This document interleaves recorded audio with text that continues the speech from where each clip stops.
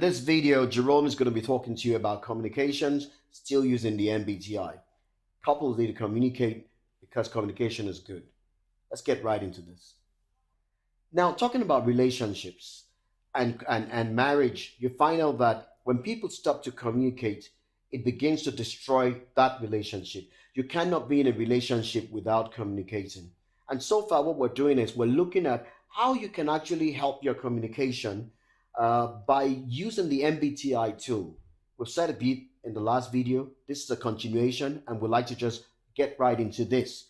When we talk about the four things that the MBTI helps you to understand, it helps you to understand how you get your energy, how you gather information, how you make decisions, and also how you organize yourself. Now, we talked about already how you get your energy. Now we're talking about how you gather information.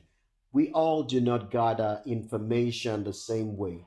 And if your relationship is going to work, you need to understand how your partner got information, but starting with you. You need to understand how you got information.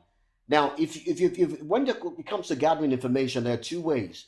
Some people gather information using their five physical senses: their sight, the sound, the taste, the smell, and what they feel through touch.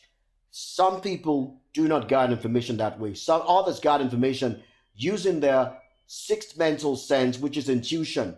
They just know. They just know. Most of the time, they might not even see with their physical eyes, but they see with their mind. They know it. They know it. You don't know how they know it. They don't even know how they know it sometimes, but they know it. Now, for such people, you find out that most of the time when they communicate in a very abstract form. I'll give you an example, and this might be amazing to you.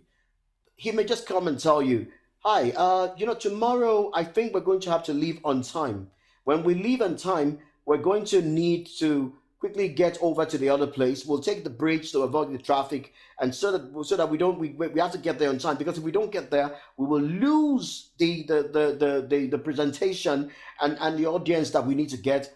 Now, for a person who uses the five physical senses, he or she is lost, because it's wondering at the intuitive person, what are you talking about? But you know the amazing part?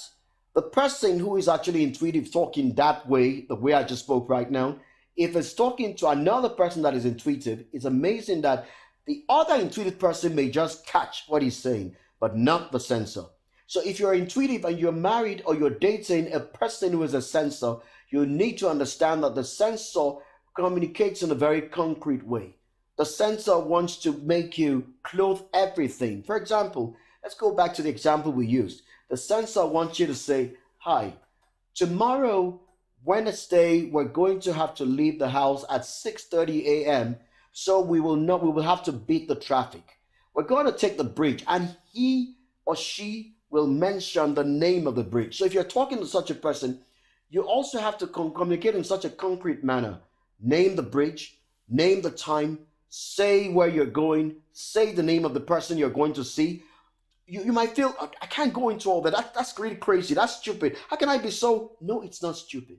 It is not stupid. It's new to you, but not stupid. Now, because it is new, does not mean it is wrong. Now, all you need to do is learn to begin to appreciate differences, begin to accommodate it, and then begin to make room for it. When you do so, you'll find out that you're going to get the best out of your partner. You'll get the best out of your husband. You'll get the best out of your wife. You get the best out of your spouse, because you will think more about the other person rather than about yourself. When you want to speak to that person, you're not actually thinking about yourself, you being heard. You're thinking about yourself being understood. And so when you want to talk, you're actually trying to say, how will this person understand what I am saying? What is the best way to communicate this to this person? And so because of that, you're conscious and you are cautious. So you begin to communicate the way you think the other person will understand you better, rather than the way you understand. I mean, you want to be understood or be heard. And so what you understand that the intuitive person will probably tell you, oh, I'm gonna be back soon. And that's okay with an intuitive person. But you see, as an intuitive person, when you want to communicate to the sensor, you got to be able to tell the sensor, I'm going to be back in 2 hours from now. Exactly 2 hours from now. That's what the sensor wants to hear. The sensor deals with what is concrete, what he or she can hold on to. And that's important. Now, what about other areas of your relationship? As an intuitive person, you're thinking more about development. The sensor is thinking more about enjoyment, and there's nothing wrong with both of you. Nothing wrong with both of you. As a matter of fact, when you synergize, you will get a great balance out of life. What are we trying to say right now? When you are in a relationship and it comes to gathering information, understand that your wife or your husband does not gather information the same way. Both of you gather information differently. The sensor gathers information in a concrete way using the five physical senses, deals with what he or she can hold on to. The intuitive person gathers information in an abstract form, focuses more on possibilities, what can be, has the head, above the sky at the end of the day, while the sensor has his feet on ground, being a very pragmatic person.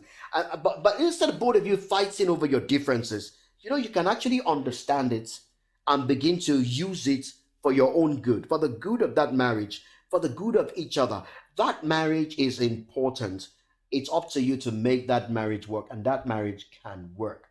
How do we do this? Let's start by subscribing to this channel. All right, you can also reach me by going to visit www.jeromeistalking.org, or you can send me an email. Maybe you need counseling, you want us to work with you, you want to have premarital counseling, you want us to help you in the area of matchmaking. You can actually reach me on www.jeromeistalking.org, and we'll be glad to help you. Thanks for watching this video. Thanks for subscribing. We'll be back to you to continue with this series. Thank you very much. Thank you very much for watching this video. Like, comment, share the video, and don't forget to subscribe to this channel.